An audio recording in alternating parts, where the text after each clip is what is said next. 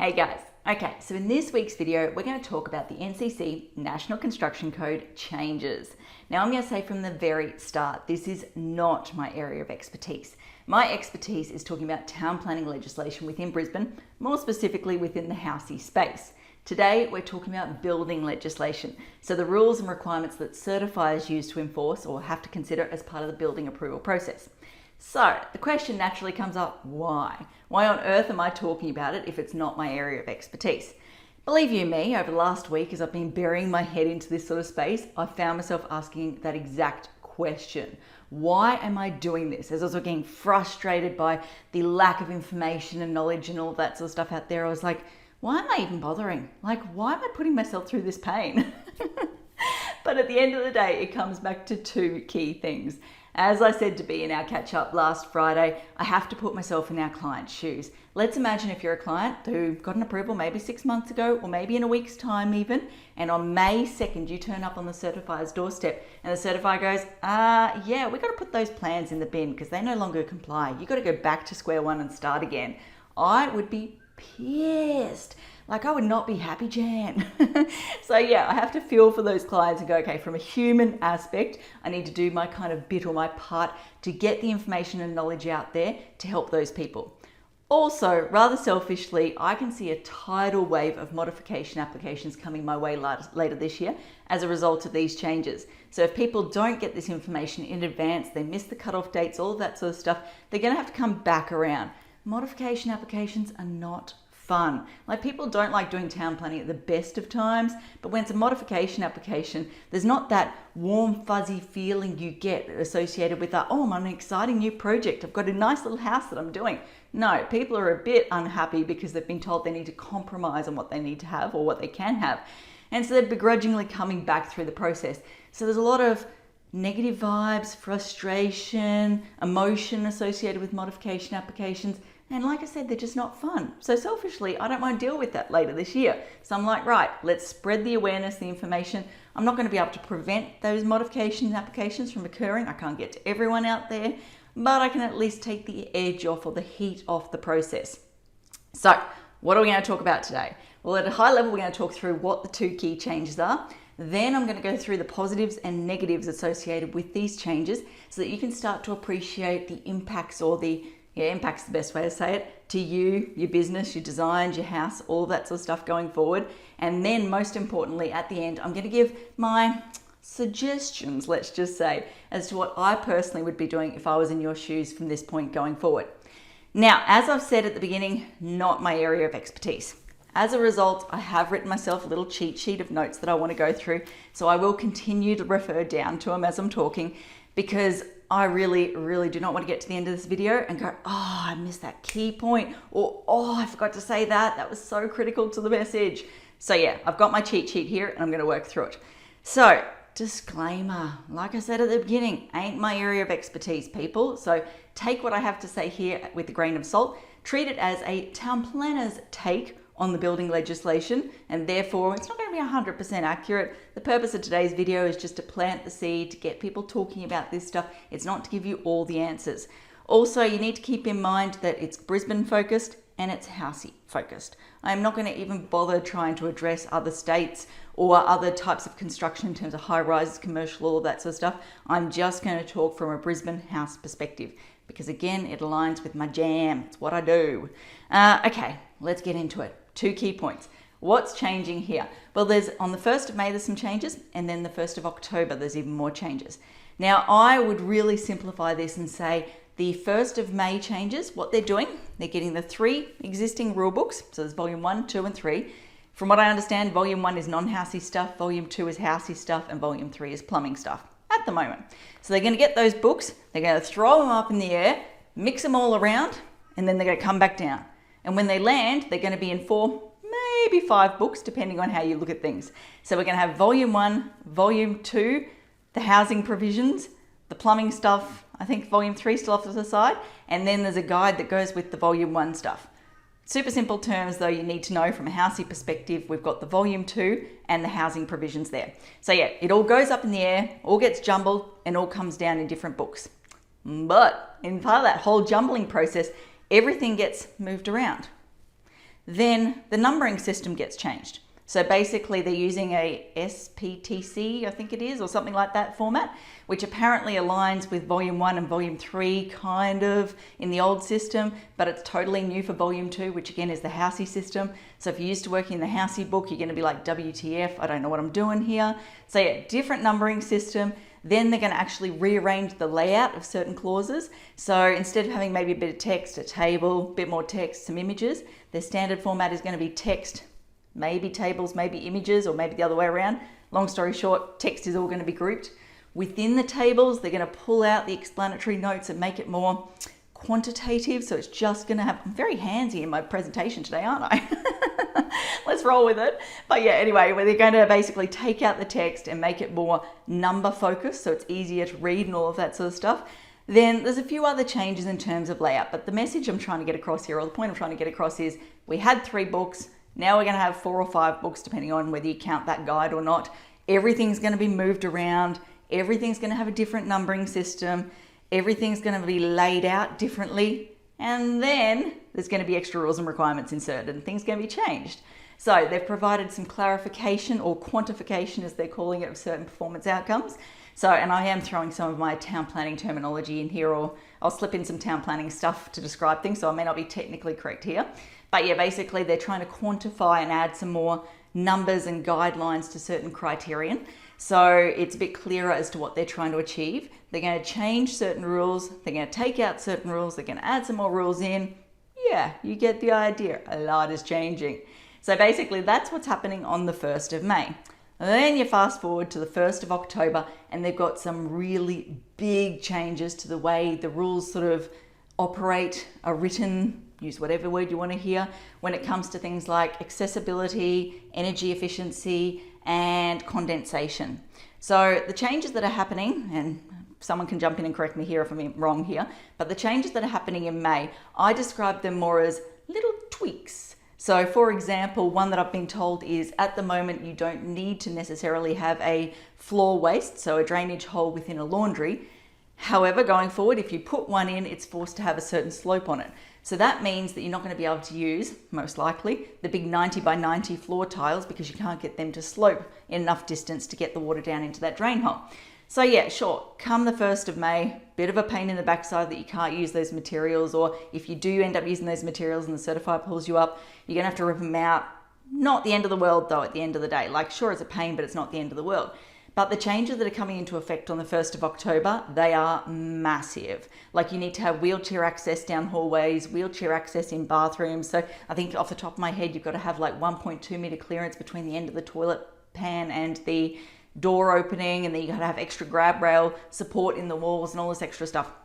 That stuff is going to enlarge the size of every space or every room in every house, and it's therefore going to totally change the layout of these houses and what we can fit into these houses. So yeah, the changes on the 1st of May are more mind F1s. I'll watch my language here. So they'll screw with your mind because everything's not where it used to be, all of that sort of stuff. Yes, there are some design changes, but they're not massive end of the world type changes. They're more pain in the backside changes. But the ones that are coming in October, they are, I'm not going to say end of world, that's a bit dramatic, but they are massive, and they will have a very, very big impact on the way we design houses and what we can fit into houses and the cost of houses and all of that sort of stuff. So that's my high level run through of what's changing. What's next? Glass half full. Okay, so I'm going to look at the positives and negatives right now. This is something I internally debated with myself here. I looked and I went, okay, now I'm just going to focus on the positives because I'm a glass half full kind of person. Like, there is no point dwelling on the negatives. Let's get everyone all happy and sunshine and rainbows and all that jazz. Then I sat down and I went, you know what, we really do need to acknowledge the negatives, the pain points that are going to come through this process, so that people can start to appreciate what's coming and therefore start to take action sooner rather than later to protect themselves, etc., etc. So begrudgingly, I'm going to run through the negatives here. So the first one is, it's going to require a lot more what I'm calling fumbling time. So when you get into, we come the 1st of May, you as a building designer, and I am going to obviously talk more to building designers because that's our key clients here, but building designers, you're going to need to allow a lot more time to fumble around. You're going to sit there and go, oh, what's that requirement for floor waste in laundries? Oh, I've got to go find it. And you're going to go to where you used to go. It's not going to go there. It's not going to be there, I mean. You're then going to have to wander around and go, oh, wait, it's there, it's there. Oh, there it is. Okay, but hold on a sec. Part of the rule's there, and now it's sending me over to this document over here. Okay, I've got to get that information, but it says it's exempt when it blah, blah, blah, blah. You get the idea. Basically, you're going to spend a bucket load of time trying to get your head around what the rules are, how they work now, all of that sort of stuff. So you've mentally got to allow for that. You got to update all your templates. So all of your templates, most of the time, are going to reference certain standards, certain sections in NCC. So I don't know the current numbering system, but let's just say it references AB 1, 2, 3 type thing. That reference is no longer going to be valid. Bit of a sidestep there. They are going to put the old reference in the top right corner in the new document. So there will be some sort of sanity check there, but technically speaking, the references won't match. But more importantly, like I said, we've got that wave, especially on the 1st of May, of little tweaks coming through. So you're going to design these things and your template's going to work to a certain standard that's no longer necessarily going to be relevant. So you're going to have to go through and update all of your templates. I feel sorry for you guys. That just does not sound like fun.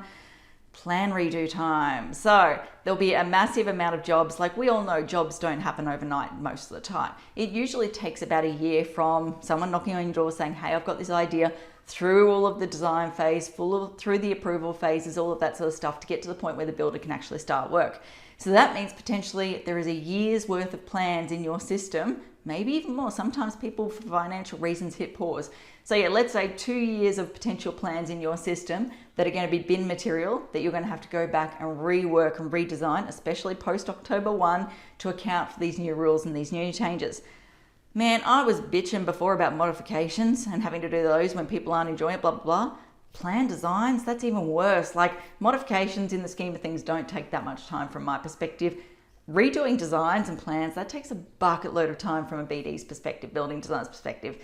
So yeah, I feel sorry for you guys because you're going to have to spend a lot of time in that negative space of making changes people don't want to make. And it's not fun. It's not creative work. So yeah, you got to prepare for that. Modification and consultant redo time. As I've been suggesting, basically, if you have to go and change these plans, again, town planning, remember, general in accordance is no longer a thing. Plans need to be done in accordance these days. So yeah, if you go making changes to accessible components like external features, all of that sort of stuff, you got to go back through town planning. You probably got to get your structural engineer to redo their things, etc., etc. So there's a lot of rework there that you're going to have to potentially manage or handle for the clients. It ain't going to be fun. Rip out. Okay, this is the big one that I really want to get across to people. So having a chat to a certifier the other day, I went, let me play devil's advocate here. Let me put myself in the building designer's shoes. I send my plans to you. You approve them. That ain't my problem. Like, that's on you, buddy. Certifier turned around and in a nice way basically went, nah, I'm going to put a big fat ass stamp on those plans that says must comply with NCC 2022, and then it's back on you, baby. Not their words, my words, but basically that was the situation. Those plans then end up with the builder. Let's be honest, the builders aren't going to have their heads around these rules and these changes as much as anyone else. So if you miss it, they're definitely going to miss it. They're going to go and build that work. The certifier is going to turn up however long afterwards and go, can't sign off on this. Like, it doesn't comply with NCC 2022. Who's that going to fall back on? Yeah, it's going to come back and bite you in the ass. So you're going to have to pay essentially through your insurance or whatever arrangement you come to rip that work out and redo it. Now, again, if we go back to the May 1st changes, not such a big deal. Rip out some tiles, redo a floor. Don't want to downplay it. Still going to be a pain in the backside, but it's not the end of the world. But you go forward to those October 1st changes where suddenly your hallway widths are bigger, your bathrooms are bigger. That is a massive change to the entire design. My brain just struggles to comprehend that pain factor there. So yeah, I want to really bring home the point to say, you can't just wipe your hands of it and go, certifier's responsibility, they should have picked up on it. That's not how the system works. The certifier is supposed to be an independent checker, and you as a building designer have a responsibility to make sure your designs stack up with the rules and requirements before they get to the certifier. So both parties, from what I understand, not an insurance lawyer, but from what I understand from some work I did in this space on a presentation last year for BDQ, I understand that everyone is responsible and everyone will get dragged down through the mud if there is an issue. So it is in your interest as a BD to go and make sure your plans meet the rules and requirements and don't just rely on the certifier, because it will come back and bite you down the track. Next one, less product availability and builder timeframes. So at the moment, we're starting to catch up from a supply perspective post-COVID, all of those issues. You go to, in particular, October 1, a lot of the materials and products that are currently on the market will no longer apply or no longer meet the new rules and requirements. So an example I'll give you, the new lead-based pipework requirements. From what I understand at the moment, we have certain products on the market that have 6% or up to 6% lead within them in terms of pipework for plumbing. And the new rules and requirements are going to enforce a 0.25% maximum lead content requirement. That's only going to wipe out a bucket load of the products on the market that builders can use. So everyone is going to be fighting for what limited stock is on the market, and there may not be products that suit all situations. And it's not just a case of picking up the phone to China and being like, yo, China, we've got a new product we need, just make it. Those products need to be manufactured, which is probably the easy part, get here, easy part, but then they need to be assessed against Australian standards, and that is a long process. So to get the stamp of approval, so to speak, to meet Australian requirements is a messy process that's going to take time. So I can just see an absolute poo show at the end of this year as people start to go, okay, we've got to fight for these materials. There's not enough materials out there or products. We've got to start getting the wheels in motion for new products to meet these new requirements and these new needs. Prices are going to go through the roof.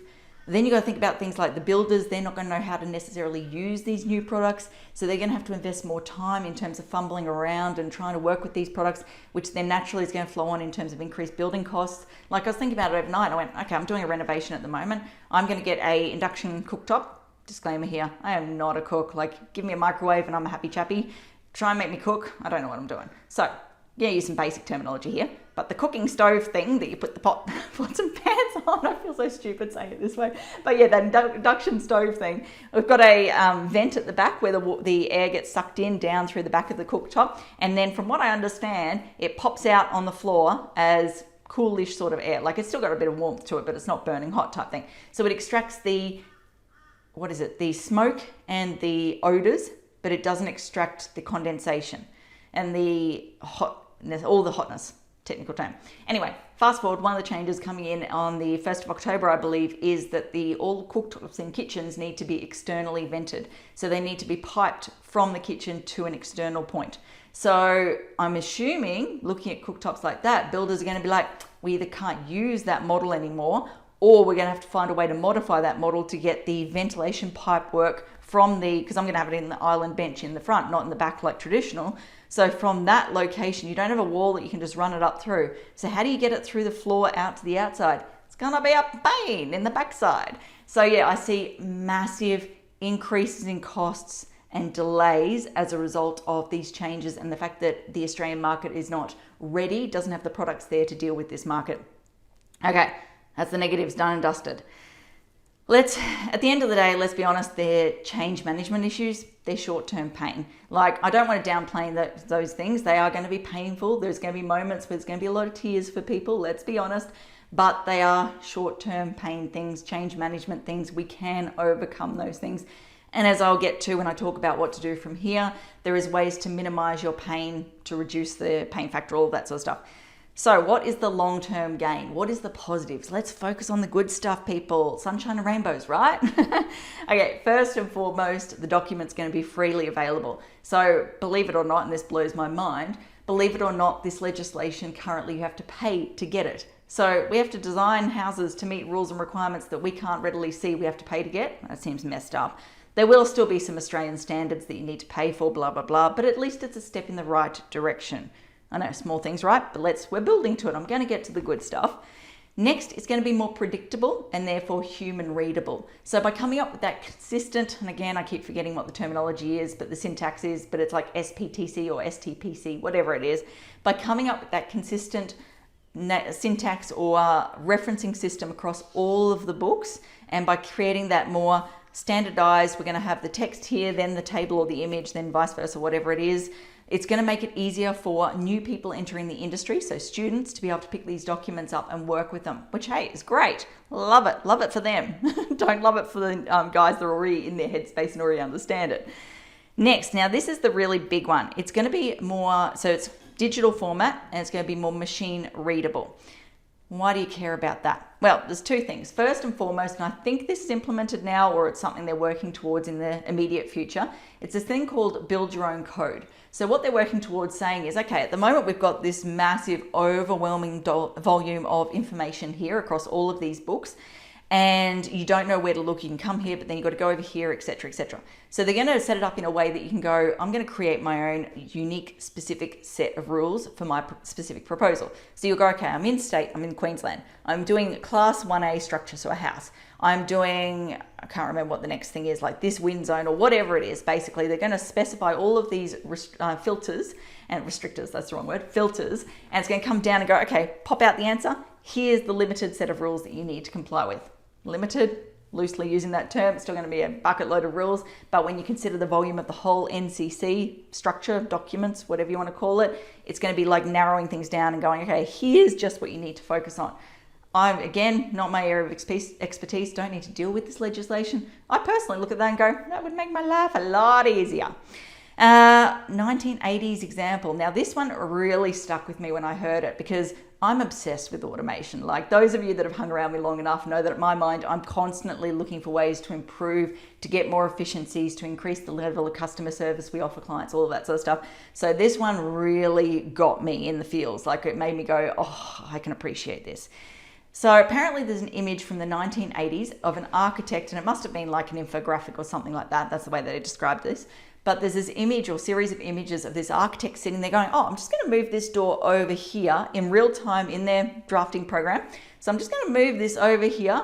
Boom, up pops a warning note. Did you know that this won't comply with AS 12345 type thing? And they're like, oh, okay, I better move that back over here type thing. Like by making it a digital product, it allows it to potentially be picked up by certain software programs because it's machine readable, all that sort of stuff. So it's allowed to be picked up by software programs and entrepreneurs, innovators, all of that sort of stuff, who can then create a new level of software or just create new ways that we can use this information, like that 1980s example. Like it blows my mind that back in 1980s, no, I'm not going to say, I was going to say before my time, I said it, before my time, where we're sitting there just going, far out, we're already thinking about this stuff and how we can innovate and get to this level, and we just haven't taken this step forward until now. So yeah, it blows my mind to think that we will be able to tap into potential new technologies and use this stuff in a way that we haven't used it before. Like, can you think there'll be,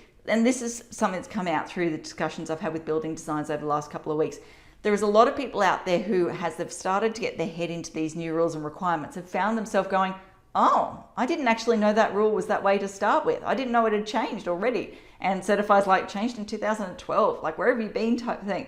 So there is clearly a lot of error occurring out there, which could be better managed through the integration of this digital product, this new rule book, with our drafting programs and all of that sort of stuff.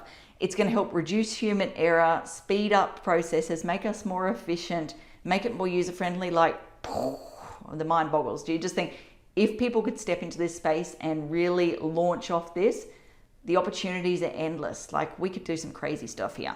Anyway, where was I going? Machine readable, blah, blah. Google search. So they're going to plug in with Google search feature. Don't quite know how this works, but essentially the way they described it is they're going to plug in Google search feature, but then limit it just to the NCC products. So you get more powerful, better search results than what you've ever previously had. And possibly more importantly, or most importantly, I should say, we're in theory going to create better houses. I do say in theory because I obviously have heard a lot of the negative talk out there from consultants about how it's all BS, blah, blah, blah. But in theory, we're going to get better houses. So for example, like look at the energy efficiency stuff. We're going from, in super simple terms, 6 stars to 7 stars. We're going to have a whole of house energy efficiency rating system that considers fixed appliances and all of that sort of stuff. Like it's going to push our houses to a newer, higher standard to make them more comfortable to live in and to make them less expensive to run, all of that stuff going forward.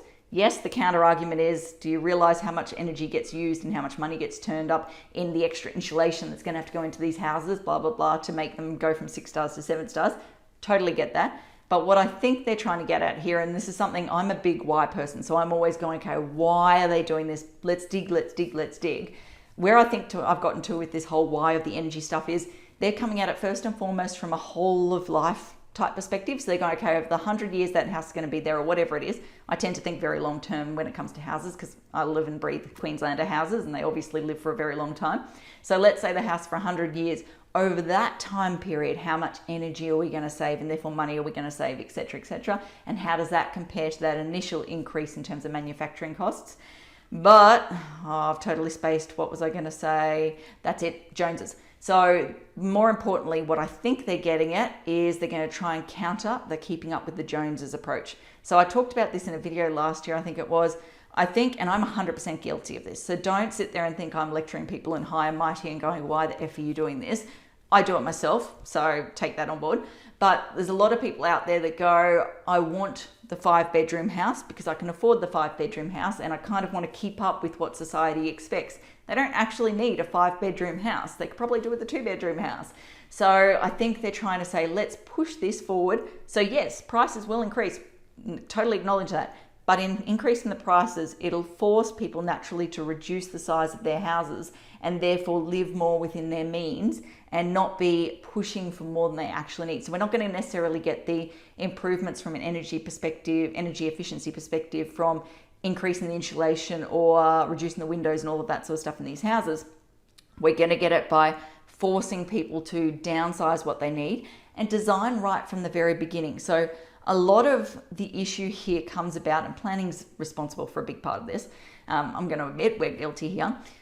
Big part of it is trying to make sure that the houses are orientated on the block first correctly so that you don't have all of your windows facing the western sun, all of that sort of stuff. So it's going to be bigger, broader, more back to basics changes that are required, or they're hoping they'll achieve as a result of these changes. So yeah, everyone's focused at the moment on, oh, we're going to have extra insulation, we're going to have less windows, all of that sort of stuff. But I think that's very short-term focused. I think what they're trying to do here, and I'm going to do a bit more research on this to try and get my head around, but what I think they're trying to do here is, let's go back to basics. Let's question the size of the houses we are creating in the first instance, and let's question the orientation, the placement of rooms, all of that sort of stuff.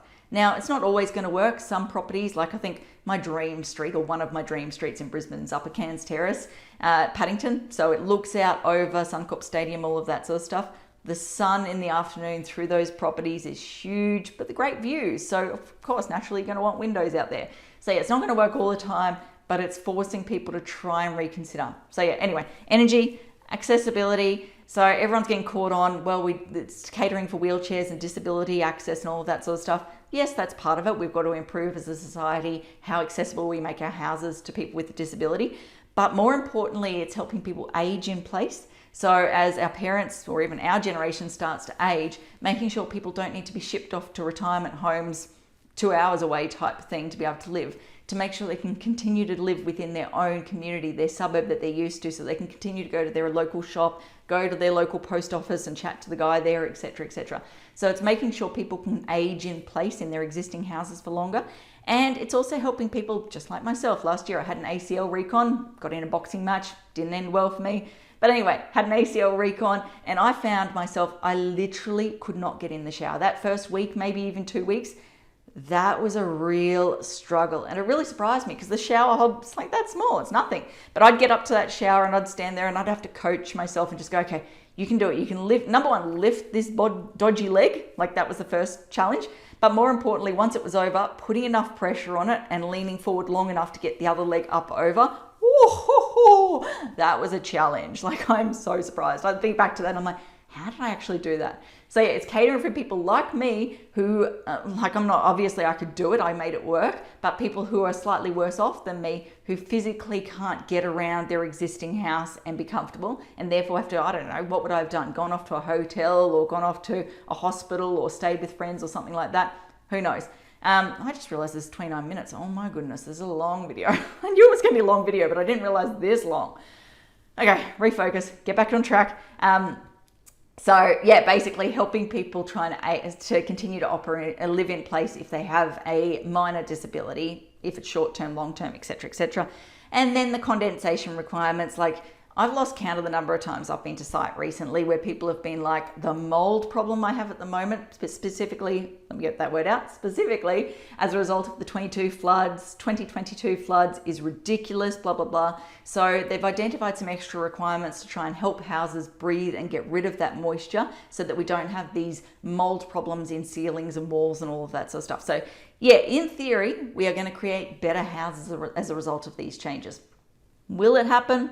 Who knows? Like, part of me sits there and goes, HIA and master builders have been campaigning against these changes for the last year, just saying the building industry is not ready, mainly because we don't have the products and all of that sort of stuff ready to service this market. If they couldn't delay these changes or change these changes, poor choice of words, you get what I'm trying to say here, they couldn't have an impact. There has to be a reason. There has to be a bigger picture goal here that we're just not appreciating. Maybe it's a bit naive of me to think that. I like to have my rose-colored glasses on and, like I keep saying, sunshine and rainbows and all that jazz.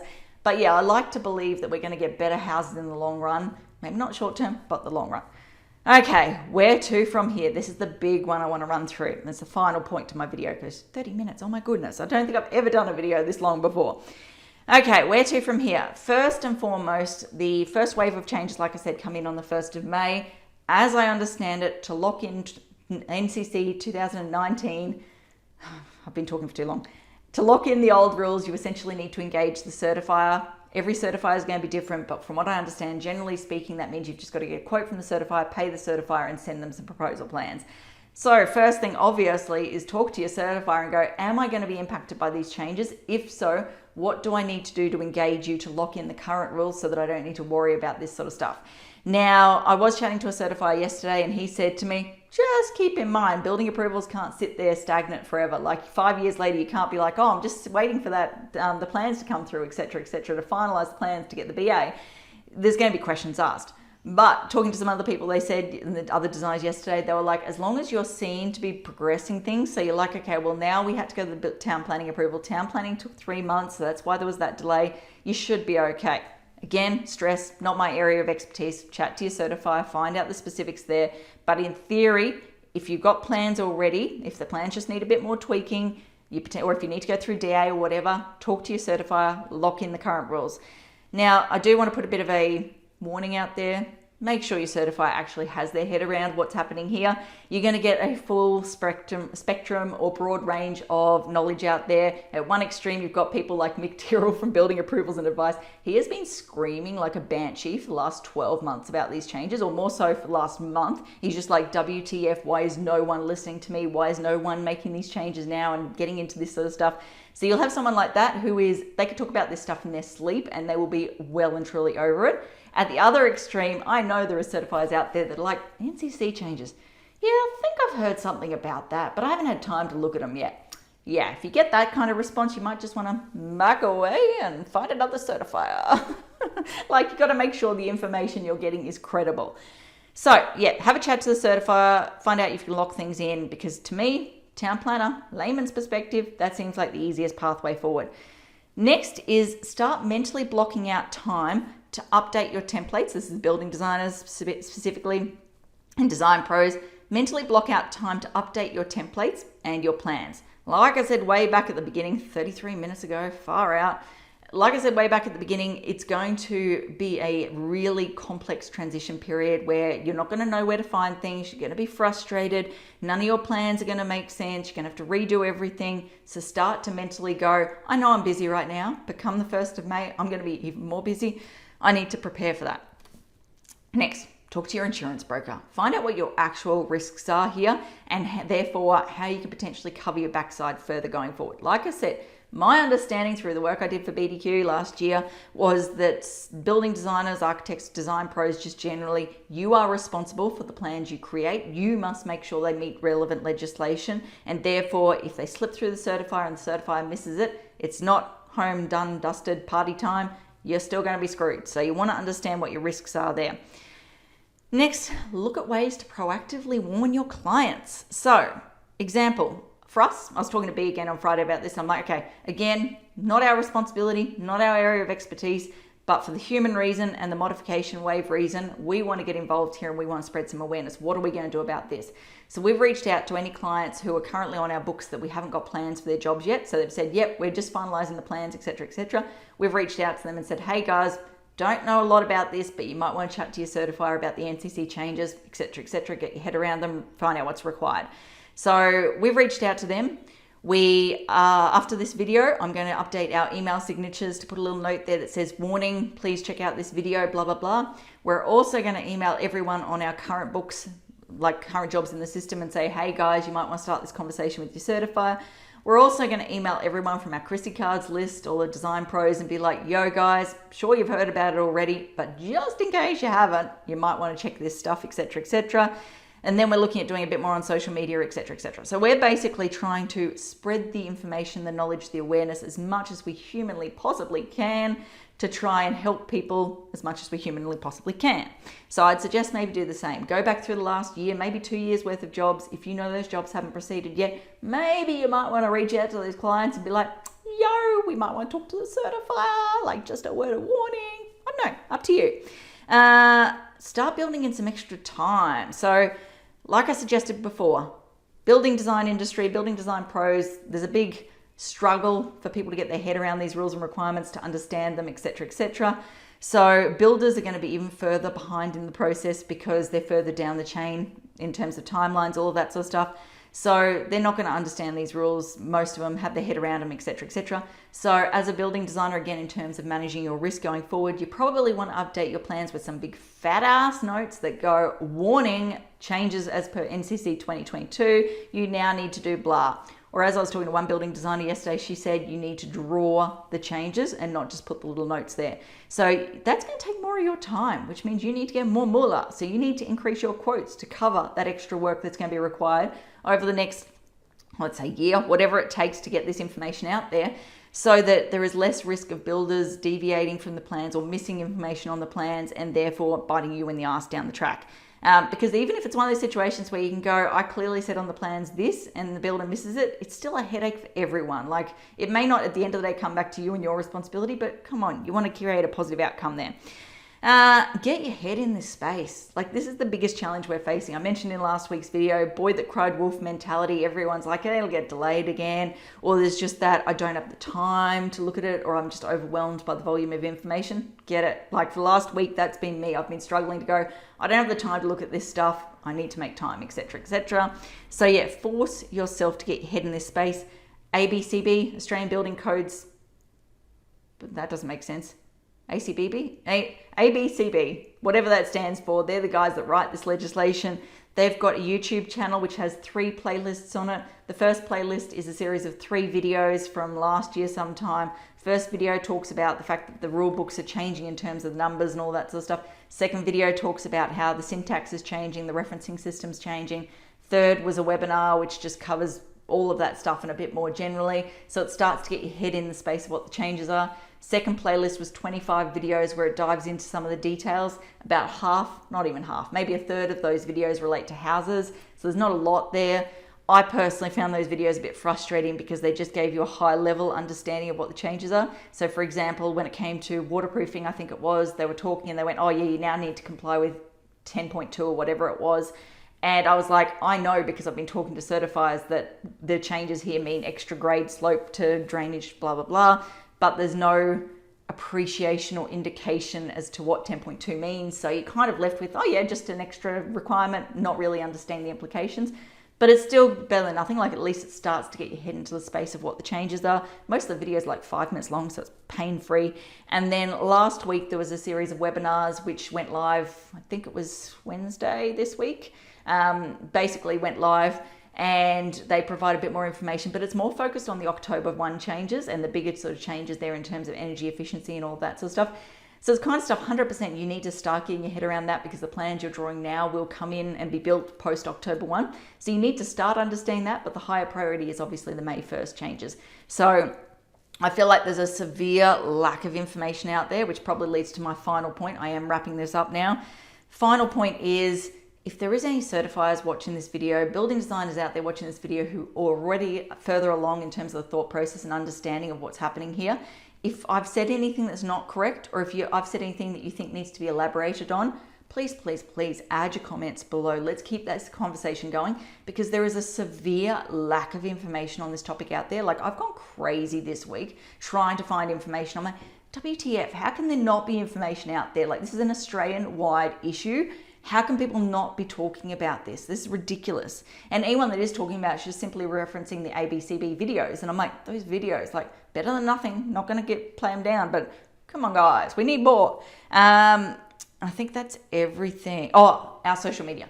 Final thing I was going to say is, when I started diving into this topic a week ago, I had grand plans and aspirations of doing this like blitz of information on our social media. I was going to do like one post a day talking about, okay, this is what's changing in the energy efficiency space, and this is what's changing here, etc., etc. So I was going to, you may have just seen my cat walk past me. Anyway, I just saw this thing in the back of my side of my arm, like, what the heck is that? Oh, it's Leo. So yeah, what was I saying? Our social media, I was going to do this blitz. That was my plan, but then as I've sort of got deeper into this, the more information I learn, the more I realize I don't know, and the more, I wouldn't say overwhelmed, but the more I just go, why am I doing this? Like, I don't have time for this. This is above my pay grade. Like, I'm not a certifier. So yeah, I'm going to just simply say we will put some stuff on our social media over the next couple of weeks, alerting people to this. It may be the extreme of just look at our video for more information type stuff, or it might be the blitz I was originally planning and dreaming of. We'll see. I'm going to continue to dig into this stuff over the weekend, see what I can find. If I can give you guys more information, I will, because like I said, I feel there's a severe lack of information out there. People need to be talking about this stuff, etc., etc. Okay, that covers off everything I wanted to say. As I always say, until next time, thanks for watching. For all you red tape lovers out there, I have one thing to say. Well, no, actually, I've got three. Number one, the advice provided in these videos is general in nature. It's not site-specific. You would be a silly Billy to go and make financial decisions based on this advice without first checking with the town planner. Don't be a silly Billy. Number two, Brisbane town planning is in no way linked to Brisbane City Council. The views expressed in these videos are my own, not council's. So if you don't like them, blame me, not council. Number three, what was my number three? Oh yeah, the views expressed in these videos are accurate at the time of recording. If you're watching this video back 10 years from now, the views may not be so accurate. That's all. Bye.